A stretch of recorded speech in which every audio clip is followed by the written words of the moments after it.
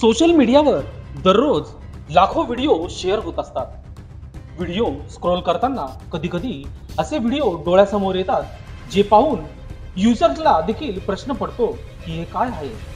अशी एक घटना सध्या खूप व्हायरल होत आहे. सातपूर परिसरातील कामगार नगर येथे दिनांक 21 जून रोजी दुपारी 12 वाजेच्या दरम्यान किरकोळ कारणावरून अल्पवयीन मुलांमध्ये हाणामारी झाली. या हाणामारीत एकाने दुसऱ्या मुलाच्या डोक्यात बाटली मारून असून अल्पवयीन मुलाचे डोके फुटून रक्तस्राव वाहत होते.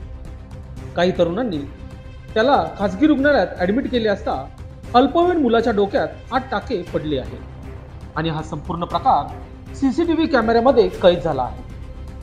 मात्र ही घटना घडली असून सुद्धा पोलीस ठाण्यात याची नोंद झालेली नाही अशी चर्चा सध्या सुरू असून हा व्हिडिओ प्रचंड व्हायरल होत आहे.